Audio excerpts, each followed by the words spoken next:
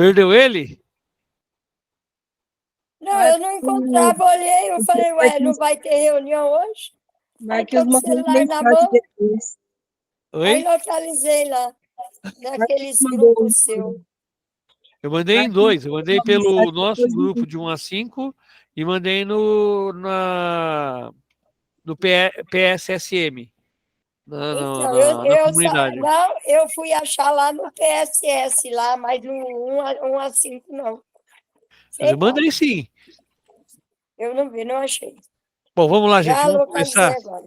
Opa, peraí que tem alguém querendo entrar. O Matheus. Matheus.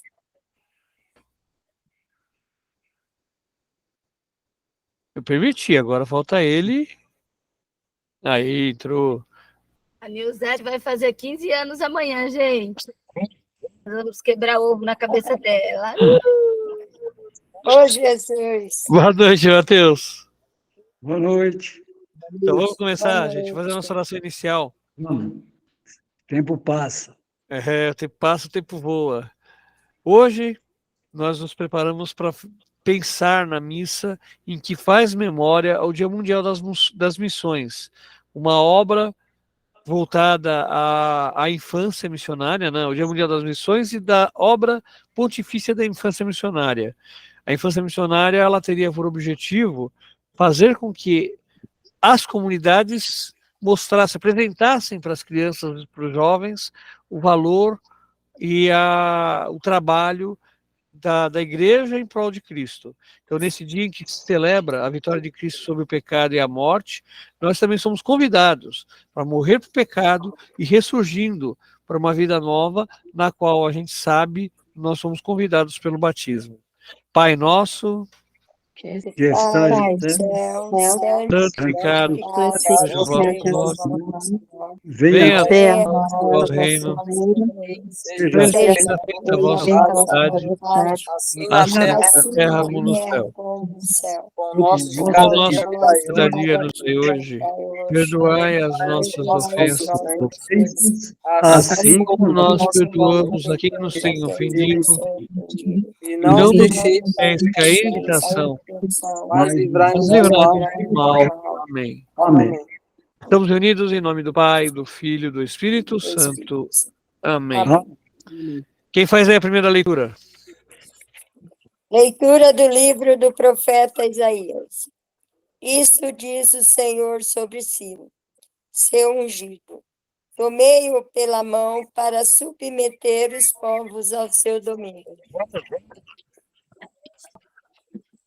Dobrar o orgulho dos reis, abrir todas as portas à sua marcha, e para não deixar trancar os portões, por causa do meu servo Jacó e de meu eleito Israel. Chamei-te pelo nome, reservei-te e não me reconheceste. Eu sou o Senhor, não existe outro. Fora de mim não há Deus. Armei-te, guerreiro, sem me reconhecer, para que todos saibam, do Oriente ao Ocidente, que fora de mim outro não existe. Eu sou o Senhor, não há outro. Palavra do Senhor. Graças a Deus.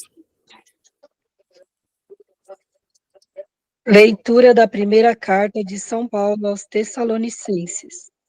Paulo, Silvano e Timóteo, a igreja dos Tessalonicenses, reunidas em Deus Pai e no Senhor Jesus Cristo.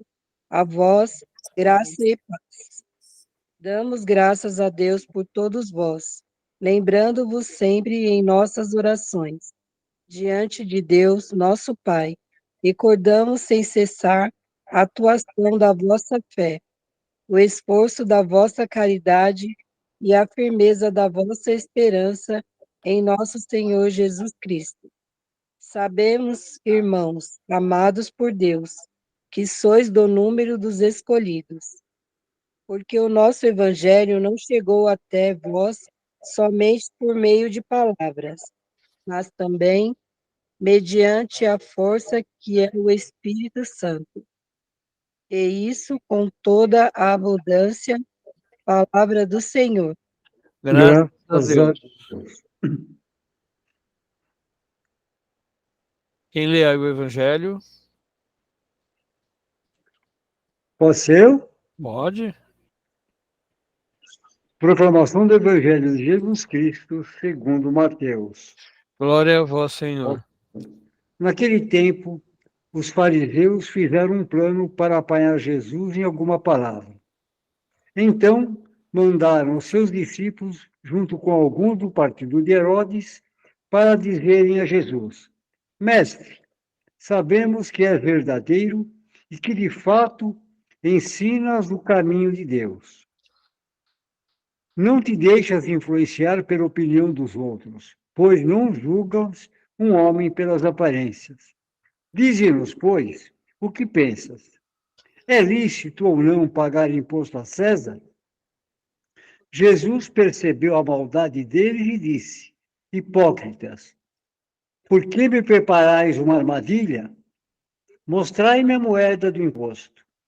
Trouxeram-lhe então a moeda. E Jesus disse: De quem é a figura e a inscrição desta moeda? Eles responderam: De César. Jesus então lhes disse: Dai, pois, a César o que é de César e a Deus o que é de Deus. Palavra da salvação. Glória a vós, Senhor. E aí, crianças, o que a gente tem de aí na primeira leitura? Deus unge Ciro, é interessante que como age Deus, né? Ele unge exatamente um rei pagão, né? Para livrar seu povo Israel do domínio dos babilônios, né? Que é um povo que estava sofrendo. É uma nova chance, que é um novo êxito, né? O Criador está acima de tudo, de leis e de religião. Deus age por toda a história, né? O que mais a gente tem aí, gente, de chaves para essa leitura? Já que vocês querem todo mundo se manifestar ao mesmo tempo, então eu pergunto: quem é Ciro? É um rei persa, né? O rei persa. E qual a importância dele para a história de Israel? O que ele fez? Ele livrou. Opa, só eu falar, deixa o pessoal falar, pelo amor de Deus. Desculpa. Eu falo Pode muito. falar, Zé. Não. O povo estava sofrendo a mão dos babilônios, né? E ele vai dar uma segunda chance. Ele vai providenciar a volta desse povo exilado, né, para Israel. Tá, isso faz a gente pensar em dois pontos. Primeiro, como ele conseguiu fazer isso? E segundo, por que ele fez isso?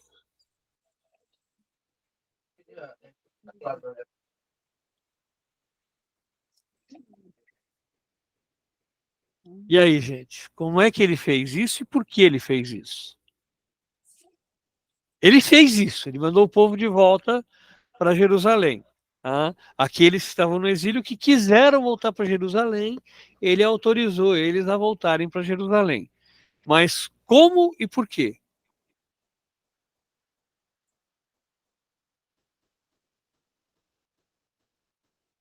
Calma, um só de cada vez, senão a gravação vai ficar confusa.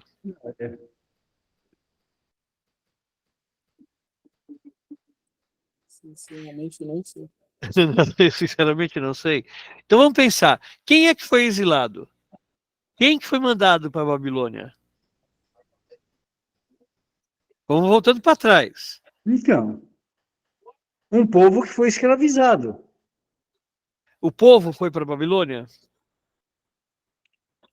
Ele foi levado, né? Foi expulso, né, de Israel. Foi Mas levado foi o como povo? escravo. Foi levado como escravo para a Então, Babilônia. mas foi o povo que foi levado? Não, algumas pessoas. A As gente tem mais que tomar. importantes. Isso, chegamos lá. A gente tem que levar em conta alguns pontos, gente. Primeiro, quem é exilado? Quem é exilado são o rei, os reis, né? O rei do norte, o rei do sul, Mais importante. e a corte. O que eles faziam da vida? Comiam, bebiam e dormiam. Eles eram improdutivos, certo? Dava só prejuízo para a cadeia. Basicamente. Tá? Então, eles eram pessoas que tinham influência política, que tinham conhecimento político, que tinham conhecimento religioso e que foram levados como uma forma de dominar o povão. O povo que realmente gerava riqueza, os agricultores, os pecuaristas, esses ficaram em Israel. Eles não foram, a não ser grandes proprietários de terra, né? O povão não foi levado para Israel.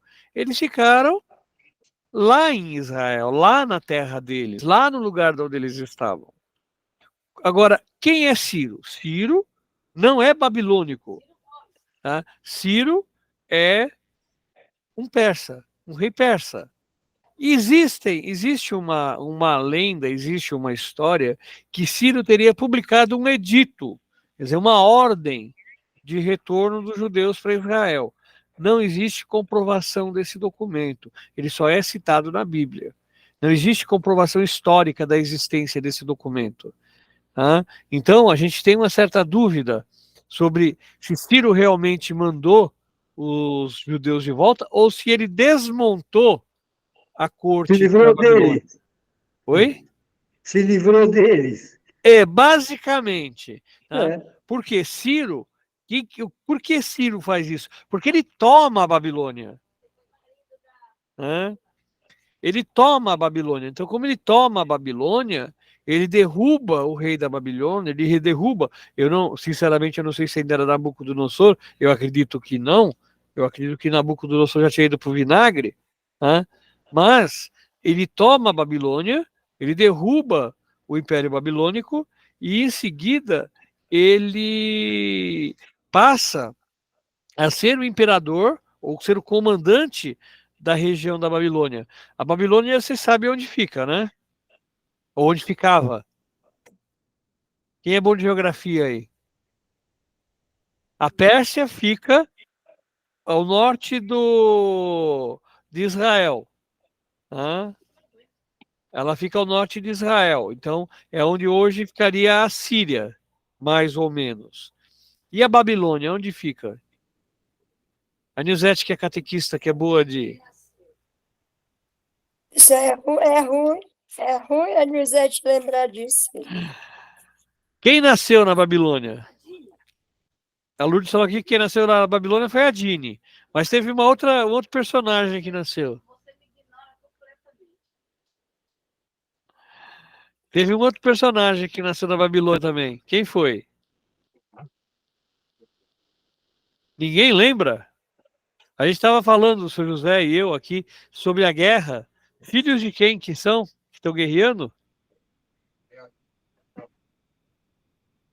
Hã? Filhos de? Um era filho de Agar e o outro era filho de Sara. O Ismael? Ismael é filho de Sara. Isso. Perdão, Ismael é filho de Agar. De Agar. E Isaac, filho de Sara. Quem é o pai? Abraão. Abraão. Hã? Quem nasceu na Babilônia? Abraão, nasceu na cidade de Ur, na Babilônia. Que fica onde mesmo? Hoje?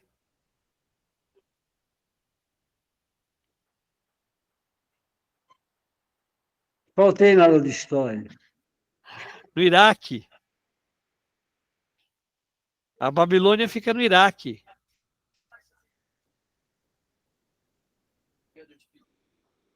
Espera só um minutinho, gente. Tem um aqui. São recarregáveis? Espera só um minutinho, gente. Aqui, ó. Quantas você precisa?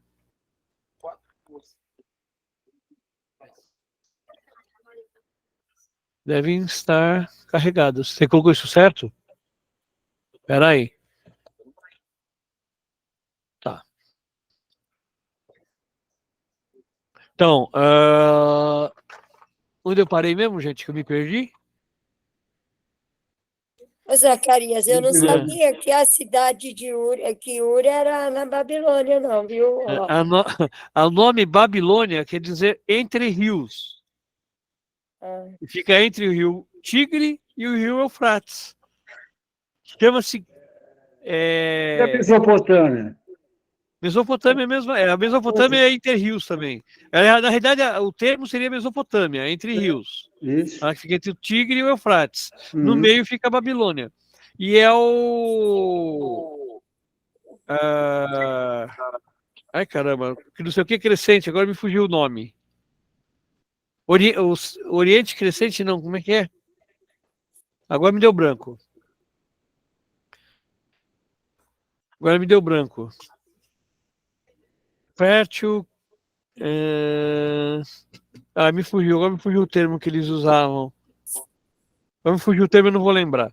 Mas é a parte ela era muito fértil por conta das cheias dos rios.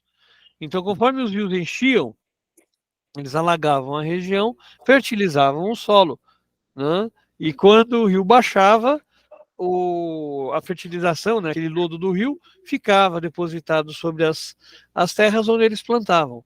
Muito da nossa matemática, principalmente da geometria, veio dessa época.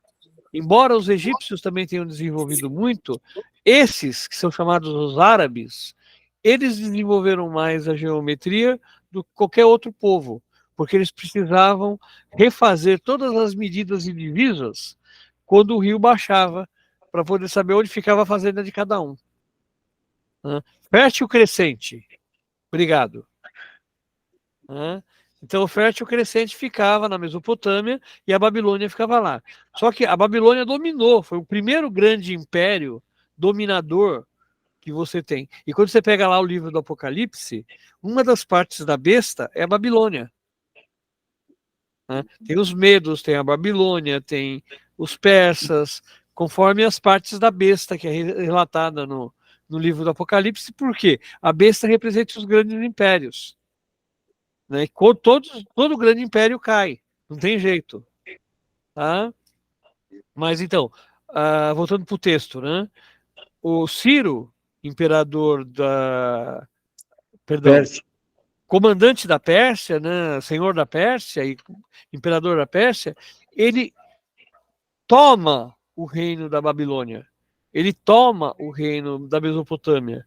E a partir daí ele tem que fazer o quê? Ele precisa gerenciar administrar essa área. E como é que ele faz para administrar? Pega todo esse povo que era pavão e manda todo mundo de volta. Porque aí ele não vai ficar gastando para alimentar pessoas que não produzem. Então é uma forma que você tem de recuperar a sua estrutura financeira. Então essa construção de Ciro faz isso de maneira a colocar esse povo todo para correr, reduzir o custo do Estado, enxugar o Estado, enxugar a máquina pública, fazendo com que ela se tornasse mais eficiente. Aí, lógico, entre os poderosos você tinha sumo sacerdote, você tinha levitas, você tinha pessoas que o Israel que ficou, que é o povão, não tinha mais contato. Então eles voltam e querem reimplantar aquele poderio. E você domina o povo de duas maneiras, pela força e pela fé. Eles não tinham a força, mas eles tinham a fé. Aí eles vão recuperando o culto a Javé para recuperar também o seu poder, e recuperam muito. Tanto que o sumo sacerdote na época de Jesus era uma classe extremamente protegida, blindada. Bom, voltando aqui para vocês entenderem a situação histórica da região, né? E a situação teológica. Ele fala de Ciro como um escolhido, da mesma forma que Deus teria escolhido a Davi, como ele teria escolhido Saul, os reis de Israel. Agora ele entrega para Ciro, mas ele deixa bem claro, você não me reconheceu. O profeta, né, coloca bem claro, você não me reconheceu. Eu te reconheci, eu te fiz poderoso, eu te fiz capaz de responder, mas você não reconheceu, você não me reconheceu. E Deus deixa aqui uma outra coisa. Ele deixa, por assim dizer, o nome de Deus na Bíblia. Eu sou o Senhor, ou eu sou aquele que sou. Eu sou Javé. Eu sou é a tradução do nome Javé. Lembrando que o nome de Deus, Javé ou Jeová, tanto faz, em hebraico ele não tem vogais. Então ele é impronunciável. Então você pega o nome de Deus, que é YWH, não, é YWHW, se não me falha a memória, e coloca as vogais de Adonai. Adonai é o Senhor das alturas.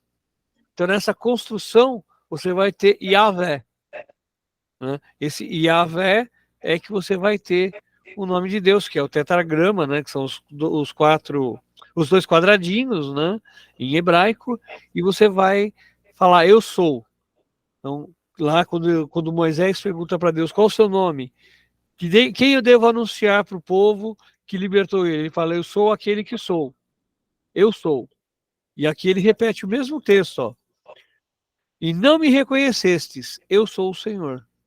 Lógico, quem está colocando aqui é o profeta, é Isaías, mas ele está se referindo a uma construção do livro do Êxodo, conhecido, né, oralmente pelo povo, que depois, aqui nessa época já tinha sido escrito, já existiam os pergaminhos, já existia a transcrição do livro do Êxodo, do livro do Levítico, do livro do Deuteronômio. O livro de Isaías é escrito, diferente do Pentateuco, que foi oralizado. O livro de Isaías já é uma construção mais nos nossos moldes. Não que alguém estava atrás de Isaías lá, anotando o que ele falava, ou digitando no celular, mandando no WhatsApp. Né? Mas ele já é um livro em que ele fazia os escritos, que ele já relatava no livro, para que esse livro fosse passado para outras pessoas. Tanto que a gente vai ter o proto-Isaías, o deutero-Isaías e o trito-Isaías, os três Isaías. E você percebe as mudanças do texto à medida que você vai avançando mais para o final. Esse aqui, se não me falha a memória, capítulo 45, é o deutero-Isaías.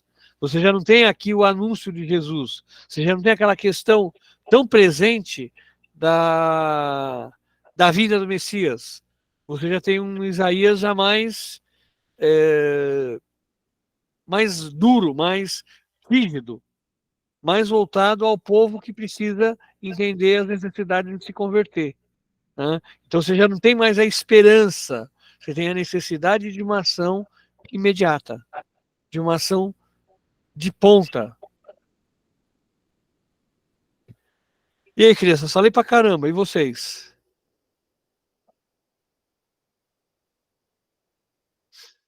Cri, cri. Você fala para a gente aprender a falar depois. Eu preciso de vocês para mim poder aprender, pô. Ah, tá. É através do conhecimento dos outros que o professor aprende, sabia? Sabe qual é a grande vantagem? A gente está na semana do professor, né? Você sabe qual é a grande vantagem do professor? É que o professor é exemplo daquele que dá assessoria. Ele vende, recebe e não entrega. E cada vez que ele vende e não entrega, ele absorve mais. Porque quando você ensina, a pessoa vai te mostrar um ponto que você não tinha visto. E esse ponto você vai aprender. Ou seja, você vai ter mais um ponto para ensinar lá na frente.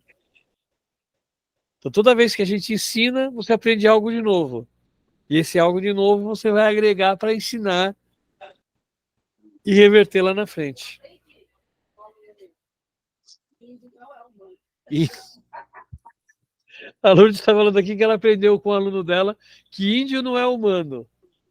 Oxe, Bom, Esse ainda está na época do ano de 1500. Vocês sabem que, ou melhor, não sei se vocês sabem, né? Mas a cultura do ano de 1000, por isso a gente fala que a gente tem que olhar tudo, olhar o contexto da época. O escravo não era humano, né? Então, para a legislação romana, o escravo ele era um humano comprado e o proprietário tinha o direito de fazer o que ele bem entendesse.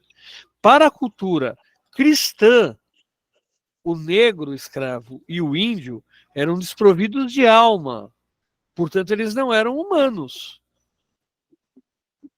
Tá? Para a cultura do ano de 1500, sim. Depois é que você vai ter mudanças na construção da teologia e se percebe, se vê que uma coisa não tem nada a ver com a outra. Né? Mas por quê? Porque a igreja católica, a igreja cristã, que na época basicamente era só a igreja católica, era a católica ortodoxa grega e a católica apostólica romana, elas eram baseadas exclusivamente nos brancos, nos europeus. Então eles acreditavam que os outros povos, negros e indígenas, que são amarelos, eles eram desprovidos de alma, então eles não eram gente. Umas coisas muito absurdas, né? Que infelizmente o ser humano, e muito desse ranço a gente ainda carrega hoje. Né? Muito desse ranço a gente ainda carrega hoje. A gente, quem estuda história da educação, nós tivemos um período chamado eugenia, onde se propunha a purificação da espécie humana, com o branqueamento da pele. Então, quer dizer, quem era valorizado era apenas aquele que era com a pele mais clara. Um absurdo até em cima do outro, né? Mas, O Hitler até outro dia defendeu isso, né? não, o Hitler, na realidade, o Hitler defendia uma postura ariana, ele defendia um povo ariano, do qual, inclusive, ele, Adolf Hitler, não pertencia, porque ele era austríaco. Tá? Portanto, ele não pertencia àquela elite que ele tanto valorizava, tanto fazia. Bom, mas vamos lá. Ô, Zacarias, Diga. esse povo que está bombardeando que está nessa guerra aí, eles não são humanos. Não, isso é um absurdo, isso sim. Esses são... Gente, é uma coisa sem... O terrorismo é algo sem precedente, algo sem lógica, sem precedente. Né? Terrorismo, seja ele qual for. Que nem eu estava escutando um repórter falar outro dia no rádio, e eu fiquei pensando para a gente ver como a gente é ignorante, né? Como nós somos ignorantes perante o resto, que a gente muitas vezes não visualiza o quadro como um todo. A gente olha só uma ponta da moldura, uma ponta da tela e não olha o quadro como um todo. O que é terrorismo? E o que é uma guerra? A União Soviética, a Rússia, na União Soviética, lembra que ela não existe mais, a Rússia está em guerra com a Ucrânia. Então é o Estado russo atacando o Estado ucraniano. O que acontece em Israel? É um grupo de pessoas querendo dizimar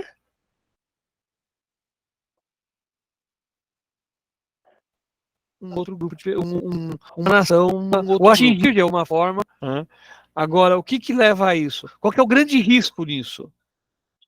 Você está tendo um grupo, vamos pegar a faixa de Gaza, vai, que tem lá, sei lá, 200 mil habitantes, 300 mil habitantes, a população de Gaza, o grupo que está atacando Israel, é menor do que o exército israelita. Então, quer dizer, é uma estupidez sem tamanho. E se a gente voltar no tempo, a gente pensar nas Olimpíadas de 1972, quando um grupo similar, não existia ainda o Hamas, mas um grupo similar ao Hamas invade as Olimpíadas de 72 e mata os atletas israelenses, né? Que vantagem você tem nisso? É uma estupidez sem tamanho. É uma estupidez sem tamanho. Você está matando um ser humano, você está destruindo, você está indo contra a vontade de Deus. Porque eles defendem o mesmo Deus que nós. O mesmo Javé. Quando se fala de Alá, Alá em árabe quer dizer Senhor. Hã? Zacarias, Pois não. é mais política agora, mas um detalhe. Você imagina uma criança que está. A ideia de Israel é dizimar o Hamas, acabar com o terrorismo. Quantos jovens vão crescer e viram isso na faixa de Gaza? Vai acabar o terrorismo? Claro que não. Essa criançada, com que cabeça vai crescer? Com a Você vai cabeça criar da, novos terroristas. com a cabeça da vingança. Mataram meu irmão, Exatamente. mataram meu pai, mataram meu Eu- tio. Aí a gente vai ter a lei de Talião. É, Eu vou crescer para quê? Para me pegar uma arma e matar aquele povo que matou meu tio, que matou meu irmão, que matou meu pai. E a mesma coisa, você semeia em Israel. exatamente. Então, quer dizer, eu vou dizimar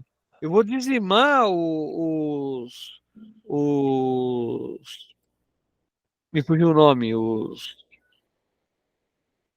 ai caramba, os palestinos, eu vou dizimar os palestinos porque eles mataram É, a minha tia, a minha irmã, a minha prima, sabe? É uma coisa sem...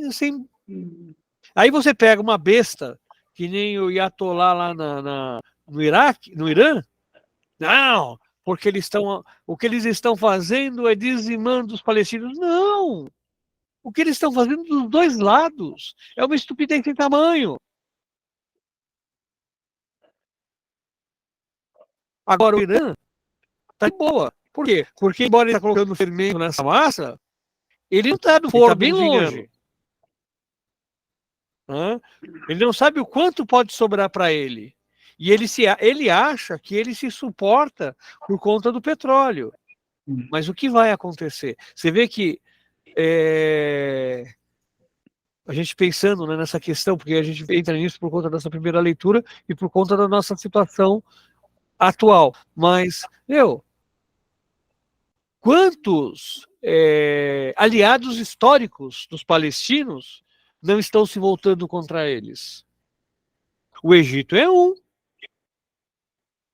O Egito não abre a fronteira nem para a saída dos estrangeiros, com medo de ter uma invasão dos palestinos fugindo de Gaza.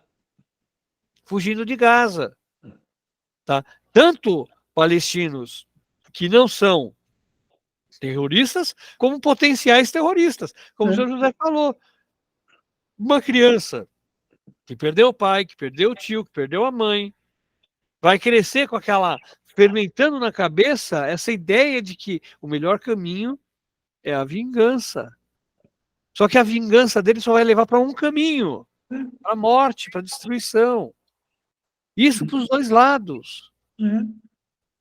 Aí a gente vai ter, inclusive, essa passagem do texto do Evangelho. Exatamente. O que você vê na medalha? De hoje. O que você vai ver nessa medalha? Vai ser vida ou vai ser morte? Medalha não, moeda. O que você vai ver nessa moeda? Vai ser vida ou vai ser morte? Porque se eu vejo e prego morte, eu vou encontrar morte. Eu não vou encontrar vida. Eu vou encontrar morte, eu vou encontrar destruição, eu vou encontrar todo tipo de dizimação. Né? Eu vou ser dizimado, junto com todo o restante.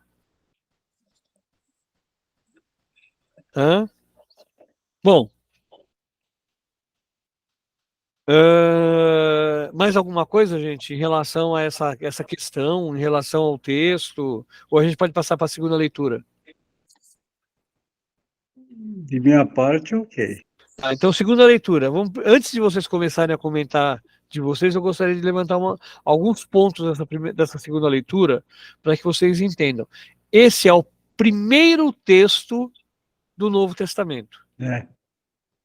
né? Então, quando a gente lê a primeira carta de São Paulo aos Tessalonicenses, esses primeiros versículos que nós estamos vendo aqui foram os primeiros textos escritos, né, colocados no pergaminho de maneira ordenada, no pergaminho não, no pergaminho, ia falar no papiro, no pergaminho, colocado no pergaminho de maneira ordenada para levar a boa nova de Jesus a outros povos.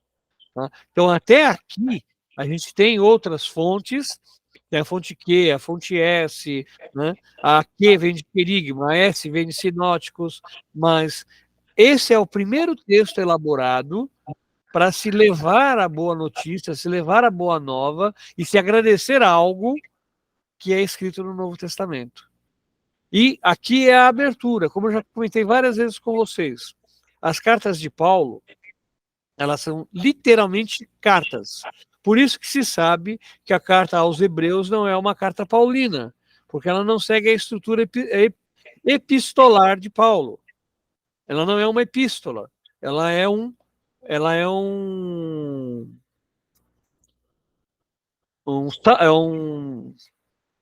oh, meu Deus do céu, é uma homilia, tá?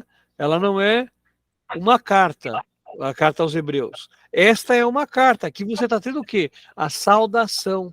Aqui, ó. Paulo, Silvano e Timóteo, os três, a igreja dos Tessalonicenses reunidas em Deus, Pai no Senhor Jesus Cristo. A vós, graça e paz. Damos graças a Deus por todos vós, lembrando-vos sempre em nossas orações. Isso é a saudação.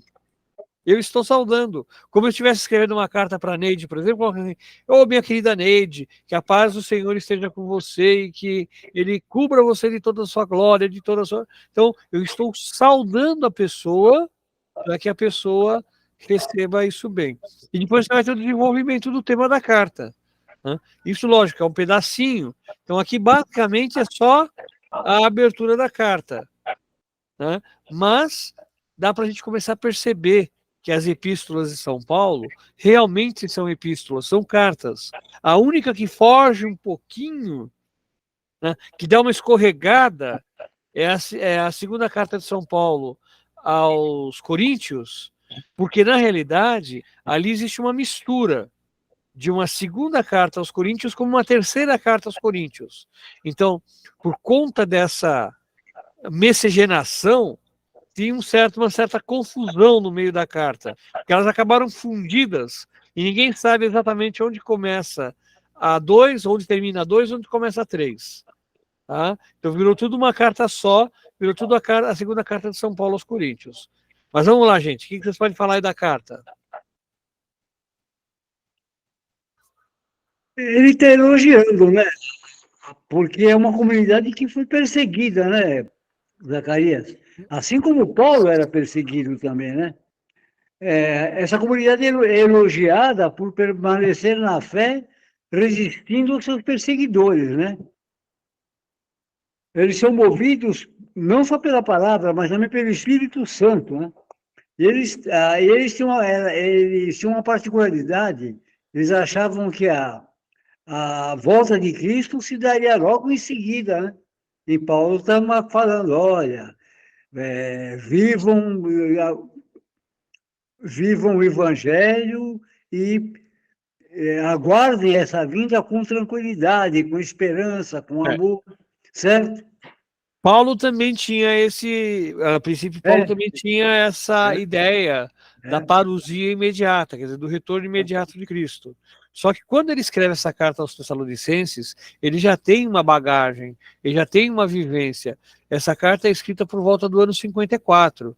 Então, Paulo já estava com mais ou menos 50 anos de idade. Então, ele já percebia aqui que aquela parousia que ele imaginava ser tão imediata, não era tão imediata assim. E o tempo de Deus não é o tempo do homem. Então ele já começa a perceber, então ele já começa a esclarecer para as comunidades que, embora o dia do Senhor seja a qualquer momento, o dia do Senhor para mim é um, para o seu José é outro, para a Cleide é outro, para o Mateus é outro, que vai ser o dia que nós vamos nos encontrar face a face com o Senhor. Então, o dia não é o dia que Jesus vai vir, mas o dia que nós vamos ascender ao Senhor, né? O dia que a nossa alma vai se encontrar face a face com o Senhor. Né? Existe aí uma inversão. Paulo começa a construir uma inversão. Né? Exatamente. E ele deixa claro aqui: sois do número dos escolhidos. E aqui, lógico, diferente do livro do Apocalipse, ele não cita números. Sois do número dos escolhidos, mas não fala nada dos 144 mil, que lá representa o povo judeu. Né? Ele fala de um povo que está aceitando Cristo como Senhor. E uma perguntinha besta. Como vocês estavam afiados aí na geografia, né? Onde fica Tessalônica?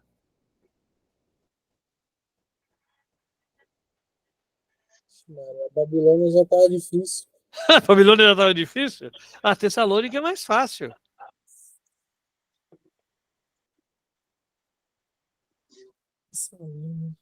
Cidade grega, gente. É uma cidade grega. Paulo escreve as cartas, todas as cartas de Paulo são escritas para comunidades gregas. Daí a perseguição. Né? Porque os gregos tinham aquela visão grega, né, cretense, de filosofia, de historiologia, de construção de conhecimento a partir do empírico. E um conhecimento também construído a partir da filosofia, do pensamento, do sofismo. Só para lembrar, ou para colocar o conhecimento de vocês, o nome Sofia quer dizer dona do conhecimento. É uma palavra grega. Sabedoria, né? É o conhecimento, o conhecimento agregado. Sofia é aquela que detém o conhecimento. Como Pedro, ou Cefas, tem um duplo sentido. Cefas é cabeça e é pedra.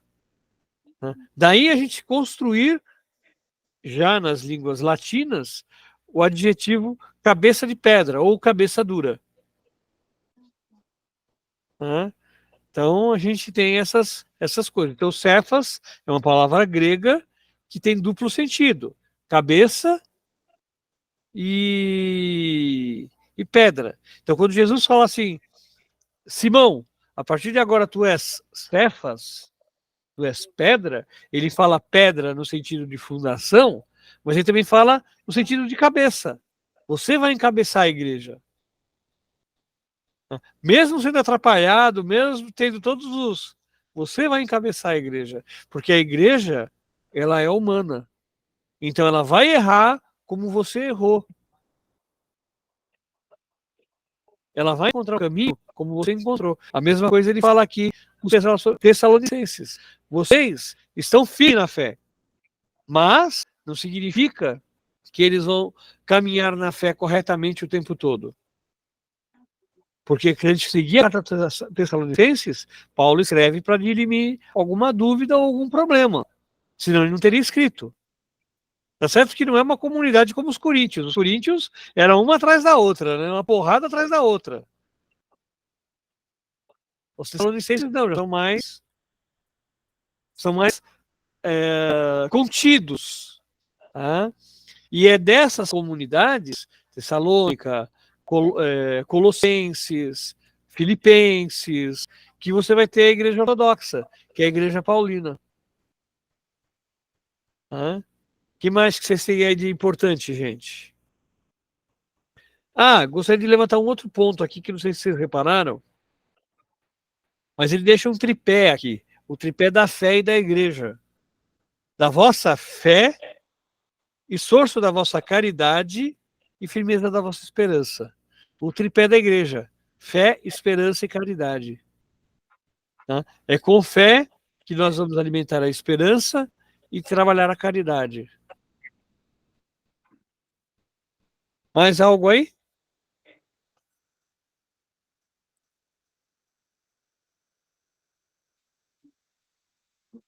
Evangelho. O que nós temos aí do Evangelho?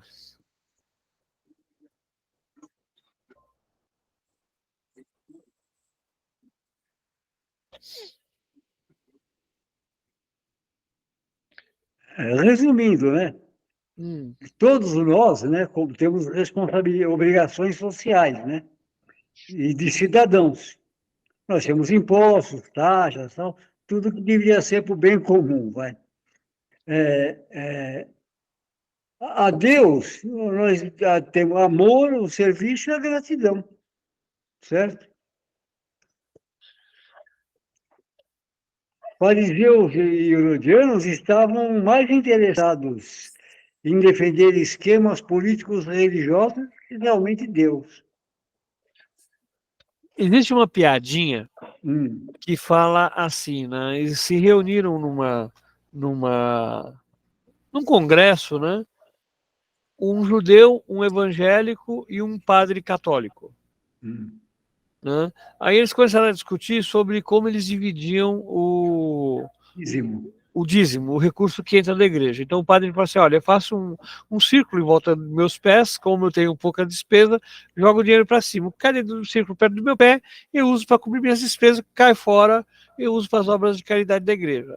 Aí o evangélico falou assim: eu também faço parecido, eu faço o círculo em volta dos meus pés e jogo o dinheiro para cima. O que cai dentro do círculo é da igreja, o que cai fora é meu. Aí veio o judeu e falou assim: eu também faço um negócio parecido, eu jogo o dinheiro para o alto. O que Deus segurar é dele, o que cair é meu. Mestre, Mas isso daí é para a gente pensar o seguinte: quem criou o dinheiro? O que é dinheiro?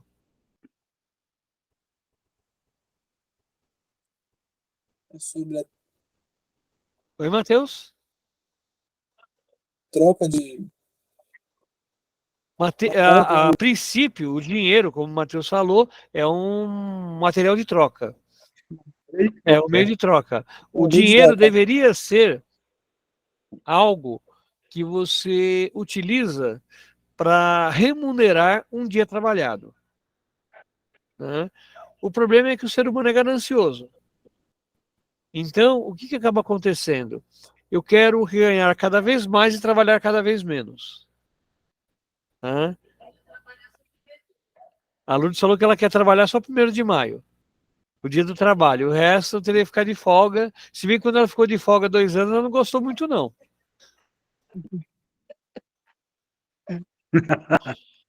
Bom, a princípio, o dinheiro, ele não surge como dinheiro. O dinheiro surge, como o Matheus lembrou, como meio de troca. Então, nas primeiras, lá nas reticências do mundo, eu plantei e colhi, ou achei na mata, 2 cachos de banana. Eu não vou conseguir comer 2 cachos de banana, então eu troco meus 2 cachos, um cacho meu de banana com uma dúzia de ovos do outro que tem lá. Então essas trocas, né, sem um valor definido, começaram a... Porra, mas peraí, ele achou a banana lá na floresta, mas eu precisei plantar o milho, colher o milho, deixar o milho secar para alimentar a galinha, para a galinha botar o ovo. Então eu tive muito mais trabalho para produzir uma dúzia de ovos do que ele para achar um cacho de banana. Então começou a se fixar valores diferenciados. E daí nasce o que a gente chama de recurso financeiro, né? Nasce o que a gente chama de dinheiro, de fundo. Tá? O primeiro salário, a primeira utilização monetária de algo não foi ouro, foi sal. Tá? Tanto que o nome salário vem de sal. Tá? Então, a gente tem o salário, e os romanos, inclusive, pagavam com sal. Por que sal? Porque o sal era usado, entre outras coisas, para manter o alimento sem estragar. Então, não adianta nada eu ter um boi, se eu não tenho sal, o boi estraga. Eu precisava salgar aquele boi. Então, era um produto muito cobiçado. Com o passar dos anos, o sal perde essa função. Tanto de guardar alimento quanto de ser valorizado, né? E vai entrando outros objetos. Então você tem moedas de N espécies. Você tem moedas de madeira, você tem moedas de pedra. Então, conforme a sociedade, conforme o grupo, você vai construindo esse monetário, essa estrutura. Tanto que hoje Hoje é capaz da gente pegar, virar, pegar vocês e sacudir assim de cabeça para baixo e não cair uma moeda. Porque hoje o nosso dinheiro não é mais baseado no dinheiro físico, Cartão. mas é o dinheiro de plástico, é o Pix, é o dinheiro que está no banco, mas você não tem esse dinheiro monetário.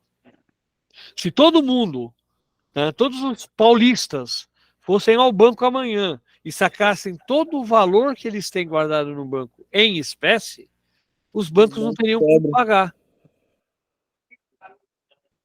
Não existe dinheiro em circulação suficiente para cobrir o valor monetário que nós temos. Então, esse é o dinheiro de promessa, é o dinheiro, né, que ele existe. E outra, quem garante o pagamento de uma nota que R$5 vale R$5?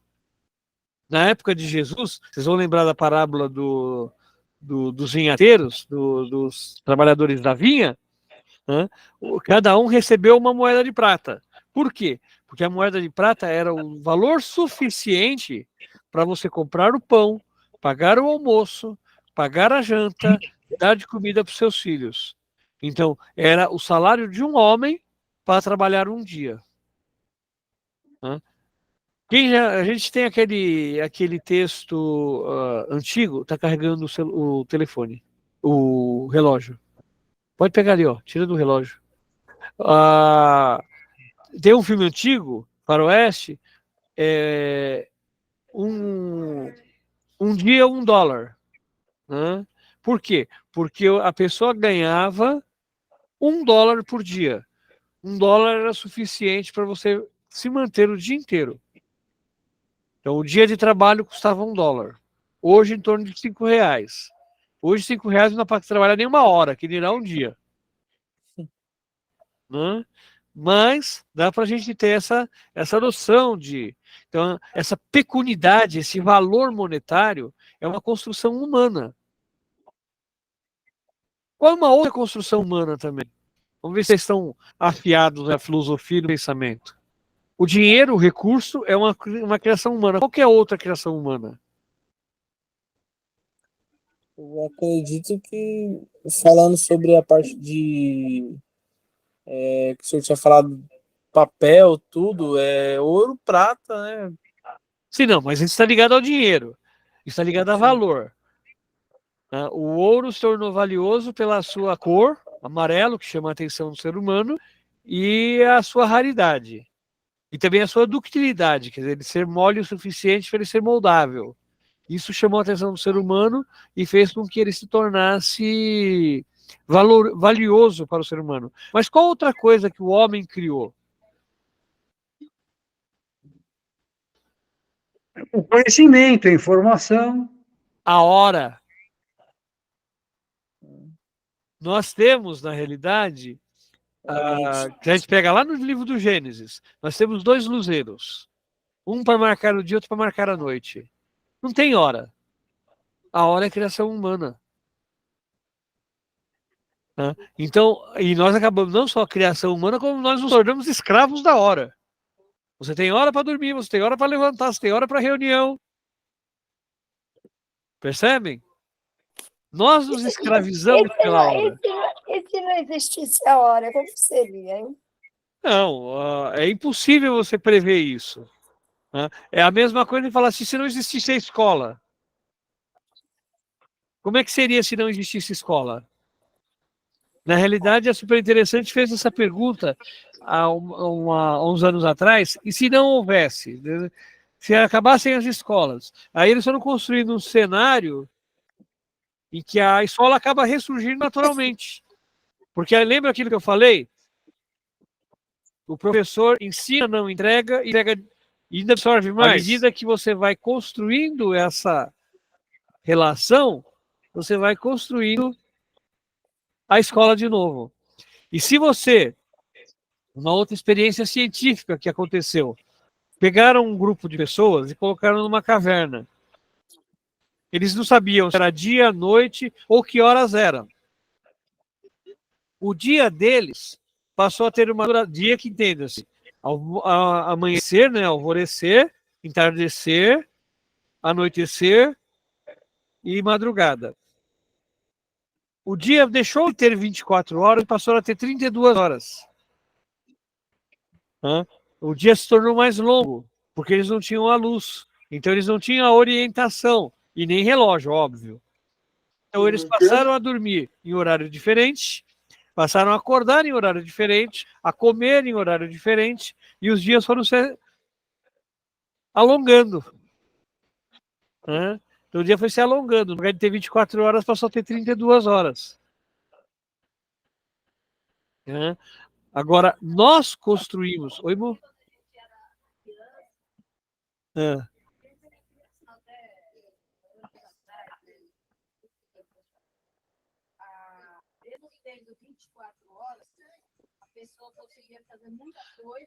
A Lourdes está lembrando... Máquina elétrica, não tinha secadora, não tinha bosta, nem não tinha micro-ondas, e a gente conseguia, a mãe da gente conseguia fazer algumas coisas, costurava, levava a gente na escola a pé, não tinha carro, e hoje a gente tem um monte de coisa, não consegue fazer nem comer direito. A Lourdes está lembrando aqui, por que antigamente a gente conseguia, sem ter o recurso tecnológico que nós temos hoje, nós fazíamos muito mais coisas durante o dia do que a gente faz hoje. Então, mesmo sem máquina de lavar, sem tanquinho, sem micro-ondas, sem forno elétrico, sem nada, a gente fazia um monte de coisa, ou as mães, a gente fazia um monte de coisa, e hoje a gente não consegue dar conta nem na metade. Porque não tinha celular. Esse é um ponto. Não tinha celular. Essa é uma das coisas. A gente, na realidade, você tinha muito menos informação para processar. Então você tinha mais tempo de se dedicar. Mas voltando... Não tinha televisão também, era só rádio. Tinha que exercitar o cérebro para imaginar o que estava acontecendo. E você ouvia sem sair da sua ocupação. Ouvindo e trabalhando. Hoje a gente senta a bunda no sofá e fica umas 2 horas. É que hoje o povo se acomodou.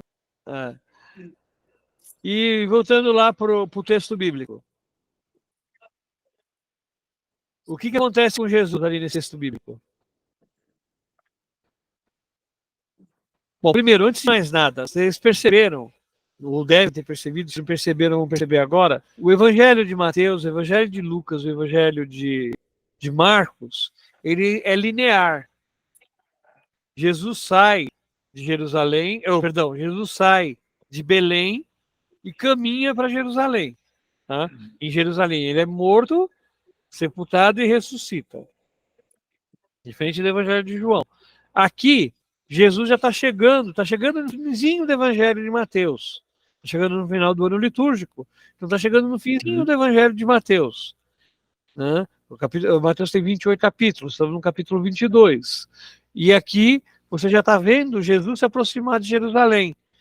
Durante toda a caminhada de Jesus, desde o seu nascimento, no Evangelho de Mateus, até a sua ressurreição, Jesus é perseguido por Herodes, seja Herodes pai, seja Herodes filho, mas sempre perseguido pelo poder, pelos poderosos. E aqui ele coloca o quê? Os fariseus fizeram um plano para apanhar Jesus em alguma palavra. Por quê? Se Jesus fala assim, você tem que pagar o imposto, Jesus é considerado pelos judeus radicais, tanto os fariseus quanto os zelotas, como um traidor do povo judeu. Porque ele estaria falando, não, você tem que pagar... Oi? Está apoiando Roma, né? Apoiando Roma. Você tem que pagar o imposto para Roma. Ou seja, você está apoiando o dominador. Se ele fala, não, você não tem que pagar imposto, ele estaria sendo reacionário, se colocando contra Roma e dando para Roma a chance de matá-lo. Aí Jesus faz o quê? Exatamente aquilo que a gente estava conversando. O que eles semearam? A face de quem está na moeda? É a face de César. É aquilo que ele estava comentando. O que eu vou ter na minha moeda? Se é paz ou é destruição? Se eu tenho destruição na moeda, eu vou semear destruição, vou colher destruição. Se eu tenho paz, eu vou semear paz e vou colher paz. Tá? Então aqui, Jesus deixa bem claro esse episódio, onde a destruição, né, a presença de César na moeda, indica que a moeda não é de Deus. O dinheiro não foi criado por Deus. E, inclusive, quando Jesus entra, aqui não nesse evangelho, mas no evangelho de João, quando Jesus entra no cenáculo e arrebenta tudo e quebra as barracas dos cambistas que estão no templo, né, que ele entra com o chicote e sai quebrando tudo, né, ele está exatamente mostrando o que mostra nesse texto, que o dinheiro não é uma criação de Deus, que Deus não precisa do dinheiro. Quem criou e quem usa o dinheiro é o ser humano. E o ser humano viveria sem o dinheiro. E aí nós vamos ter a pessoa, por exemplo, entre outros, né? Pessoa de João Batista, que vivia com pele de carne, com pele de camelo e vivia tendo o que o deserto oferecia, gafanhoto e mel silvestre. Então, Ô, Zacarias, e nos dias de hoje, quem é César? É o governo? depende, Nilzete, é muito relativo. Você tem vários Césares. Um deles é o governo. Só que você tem que pensar que nesta época, embora eles chamassem de democracia romana, a democracia aqui passava longe. Nem na democracia grega, que era o berço da democracia, ela não era tão democrata assim. Tá? Hoje a gente vive uma situação onde você escolhe os seus líderes. Nós escolhemos os nossos elegíveis, certo ou errado. Agora, nós deveríamos tomar mais cuidado de acompanhar o que esse elegível faz. Porque não adianta nada eu eleger, vou usar agora o exemplo que a Lourdes usou na hora que ela brincou comigo, não adianta nada eu eleger Ciro Gomes para alguma coisa, endeusar Ciro Gomes e não criticá-lo quando ele fizer algo de errado. Né? Então, eu vou... Aquele Xi Jinping lá, você só pode votar em uma pessoa e não pode falar nada, né? Então, você não só pode, como deve falar. Né? Senão você não está numa democracia. Uhum. Então, eu votei no primeiro turno na Simone Tebet.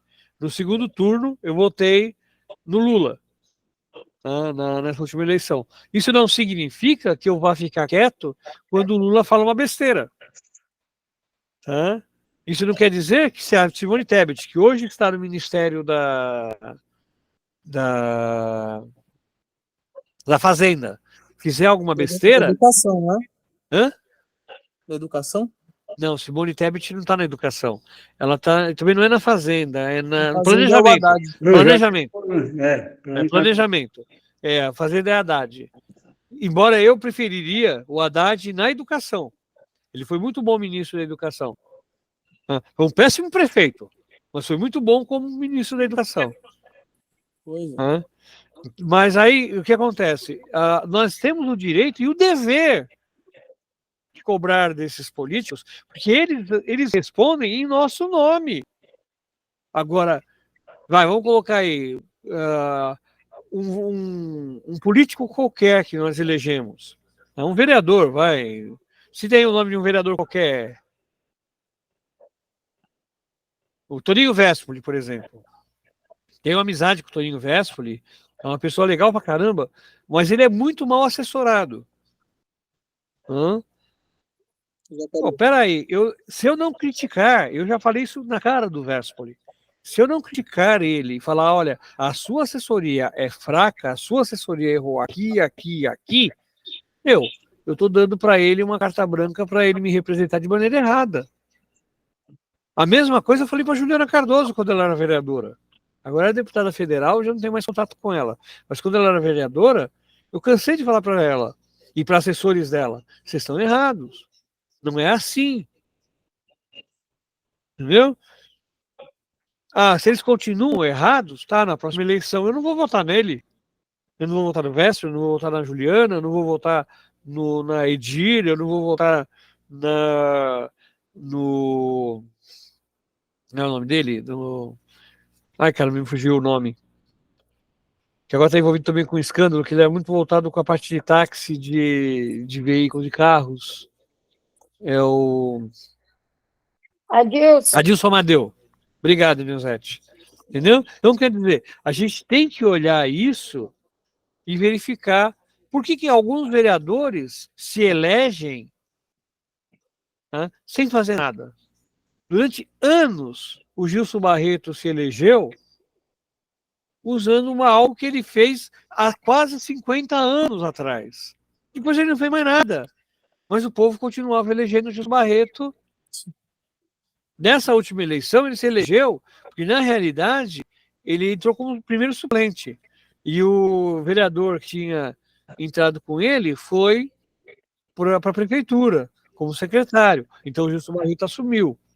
Né? Mas ele não conseguiu se eleger. Mas, poxa, peraí. A pessoa tem que ver o que ele está fazendo.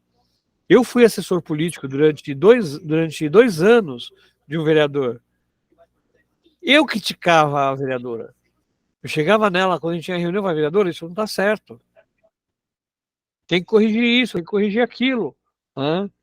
Por quê? Porque você tem que fazer essa medição. Você tem que ser o termômetro. Se você não for o termômetro do teu político, não... qual que é o sentido? Né? Isso fica para tudo. Aqui no tempo de Jesus Cristo, ninguém tinha essa oportunidade, né? Na realidade, você até tinha. Você vê, o próprio Cristo, ele é esse revolucionário que muda a coisa. Só que ele não batia de frente. Qual que é o nosso grande erro? Voltando lá para a questão do Hamas. Qual que é o grande erro que eles estão cometendo na Palestina? Né? Eles não estão discutindo, eles agiram de maneira violenta contra quem não tinha nada a ver com o problema, para tentar gerar desespero, gerar pânico, gerar destruição. Só que o pau que bate em Francisco acerta Chico. Quando eu faço algo de maneira desproporcional, vou gerar uma força de igual intensidade e sentido oposto. Primeira lei de Newton. Ou seja, vou levar uma pancada igual. E como a gente tem a lei de Talião, e essa é muito presente nesse povo, até hoje, a lei de Talião fala o quê? Olho por olho, dente por dente. Só que a gente sabe que se eu der um tapa no Mateus, ele vai querer me dar um soco. Ele não vai se contentar em me dar um tapa. Então, eu matei um parente do Mateus, ele vai querer matar dois meus, não um só. Então, essa ganância do ser humano é que alimenta esse mal que nos destrói. Nós nos destruímos. Nós construímos esse mal que nós semeamos. E nós precisamos dispor, mudar, tentar corrigir, buscar naquele que eu ofendi o perdão. E muitas vezes eu não percebo a ofensa que eu fiz. O cara que desceu de parapente com uma metralhadora, acertando um monte de inocente no chão, achava que estava fazendo a coisa mais certa do mundo. O louco, que foi ontem na Bélgica, que matou 2 turistas suecos, achava que estava fazendo tudo correto. Então, uma deturpação da nossa sociedade. E é algo que a gente tem que estar revendo, que a gente tem que estar vendo, que a gente tem que estar buscando corrigir.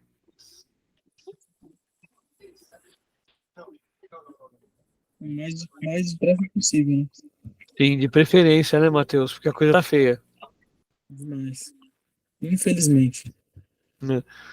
Hoje você vê uma carteira cair no chão, ou muita gente vê a carteira cair no chão, fica disfarçando para catar a carteira e ver o que tem dentro. Se tiver dinheiro, fico com ela. Se não tiver dinheiro, eu devolvo. Meu, o correto é, eu vi a carteira cair no chão, ô senhor, ô senhora, vem cá, deixa eu cair. Não importa o que tem dentro. Não é meu? Eu sei de quem é. Né? Então, o correto seria a gente ter essa visão social, recuperar essa visão social.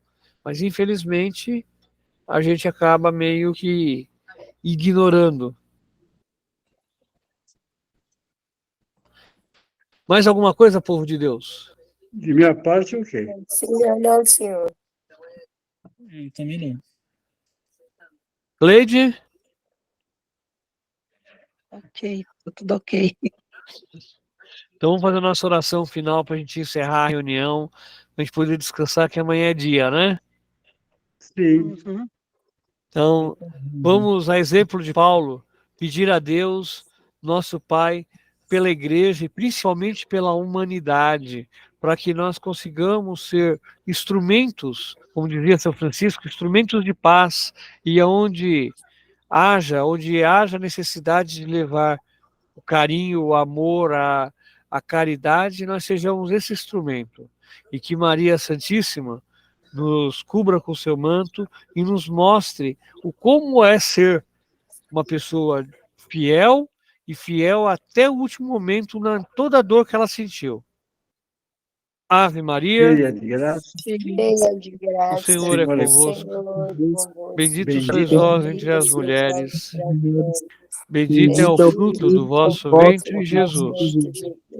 Santa Maria, Mãe de Deus, rogai por nós, pecadores, agora e na hora de nossa morte. Amém. Amém. Estivemos reunidos em nome do Amém. Pai, do Filho e do Espírito Santo. Amém. Não caiu não, Neide? Não machucou quando caiu? Não, Falou. eu bati, é isso aí. Gente, Zacarias, só Oi, uma coisa. Quem faz o que domingo? o senhor É minha manda. vez, é minha vez de fazer o quê? Oração? O senhor Não, que eu não manda. mando. Você é o chefe. Meu. Eu Eu pedi, sou mim e eu o senhor pedi. é o... Como é que fala? É o... Como é que é o que a gente fala? O... Hã? É o mais como é que é o nome?